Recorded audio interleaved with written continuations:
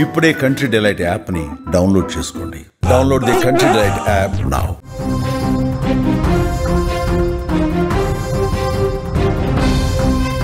దేశవ్యాప్తంగా కాశీబుగ్గ తొక్కిసలాట ఘటన తీవ్ర విషాదాన్ని నింపింది. దైవ దర్శనం కోసం, శాంతి కోసం, జీవితంలో మంచి కోసం వచ్చిన 9 మంది భక్తులు శాశ్వతంగా తిరిగి రాని లోకాలకు వెళ్ళిపోయారు.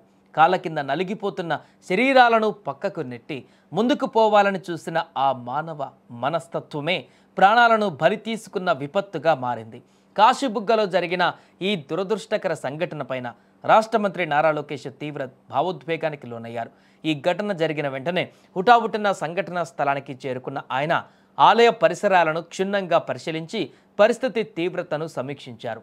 ఆలయ పరిసరాలలోని భద్రతా ఏర్పాట్లు, ప్రమాదానికి గల కారణాలపైన ఆయన అధికారులను వివరాలు అడిగి తెలుసుకున్నారు. ఆసుపత్రుల్లో క్షతగాత్రులను పరామర్శించి వారికి ధైర్యం చెప్పారు. ఈ ఘటనలో ఆస్తి నష్టంతో పాటుగా ప్రాణ నష్టం జరగడం పైన ఆయన తీవ్ర ఆవేదన వ్యక్తం చేశారు. ఈ కష్ట సమయంలో ప్రభుత్వం అండగా ఉంటుందని వారికి హామీ ఇచ్చారు. రాష్ట్ర ప్రభుత్వం తరపున ప్రతి కుటుంబానికి 15 లక్షల చొప్పున పరిహారం ప్రకటించారు. అలాగే గాయపడిన వారికి 3 లక్షల చొప్పున సహాయం చేస్తామన్నారు. రాష్ట్ర ప్రభుత్వం ప్రకటించిన సహాయంతో పాటు కేంద్ర ప్రభుత్వం తరపున అదనపు సహాయాన్ని అందిస్తోంది. మృతుల కుటుంబాలకు కేంద్రం నుంచి అదనంగా 2 లక్షలు, క్షతగాత్రులకు 50,000 చొప్పున సాయం అందుతోంది. ఈ యొక్క పరిహారము వారి నష్టాన్ని పూరించలేకపోయినా వారి కుటుంబాలకు కొంతవరకు అండగా నిలబడుతుందని ఆశిస్తున్నాను. ఇలాంటి ఘటనలు పునరావృతం కాకుండా భద్రతా చర్యలు కఠినతరం చేస్తామని కూడా లోకేష్ తెలిపారు. ఇక శ్రీకాకుళం జిల్లా కాశీబుగ్గ వెంకటేశ్వర స్వామి ఆలయాన్ని 94 ఏళ్ల వృద్ధుడు సొంత ఖర్చులతో నిర్మించారు. ఈ యొక్క ఏడాది ఏప్రిల్లోనే ఆలయం ప్రారంభమైంది. కార్తీక ఏకాదశి సందర్భంగా శనివారం భారీగా భక్తులు తరలివచ్చారు. కాశీబుగ్గ, పలాస, మందస, వజ్రపకుత్తూరు, ఇచ్చాపురం నుంచి పెద్ద ఎత్తున భక్తులు అక్కడికి వచ్చారు. ఆలయంలోకి ప్రవేశం, బయటకు వచ్చే దారి ఒకటే కావడంతో రద్దీ ఎక్కువగా ఉంది. ఈ సమయంలో శనివారం ఉదయం ఆలయంలో జరిగిన తొక్కిసలాట చోటు చేసుకుంది. ఈ యొక్క ఘటనలో 9 మంది ప్రాణాలు కోల్పోయారు. 13 మంది భక్తులు చికిత్స పొందుతున్నారు. ఏదేమైనా కూడా ఈ తీవ్రమైనటువంటి దుర్ఘటన రాష్ట్ర వ్యాప్తంగా అందరినీ కలిచివేసింది.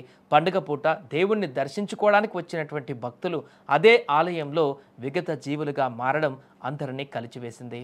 గౌరవ ముఖ్యమంత్రి గారి ఆదేశాల మేరకు చనిపోయిన ప్రతి కుటుంబానికి 15 లక్షల రూపాయలు ప్రభుత్వం తరపున ఆర్థిక సహాయం అందిస్తాం జరుగుతుంది. క్రిటికల్గా ఇంజూర్ అయిన వాళ్ళకి 3 లక్షల రూపాయలు ప్రభుత్వం, ఆంధ్ర రాష్ట్ర ప్రభుత్వం అందిస్తాం జరుగుతుంది.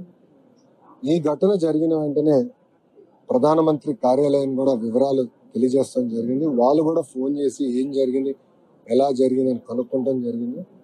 గౌరవ ప్రధానమంత్రి గారు కూడా చనిపోయిన వారికి 2 లక్షల రూపాయలు, క్రిటికల్గా ఇంజర్ అయిన వాళ్ళకి 50,000 రూపాయలు కేంద్ర ప్రభుత్వం నుంచి కూడా సహాయం అందిస్తాం కూడా జరుగుతుంది.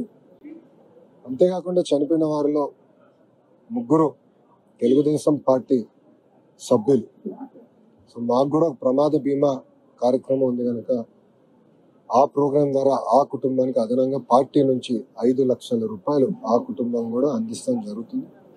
ఈ గుడి ఒక భక్తుడు ప్రజల కోసం భూమి కానివ్వండి, గుడికి ఖర్చే ప్రతి రూపాయి, పాండా గారు అన్న పెద్ద ఆయన, సుమారుగా 94 సంవత్సరాల వయసు కలిగిన పెద్ద ఆయన, భక్తుల కోసం వెంకటేశ్వర స్వామి గుడి ఉండాలి, ప్రజల కోసం అందుబాటులో తీసుకురావాలని కట్టారు.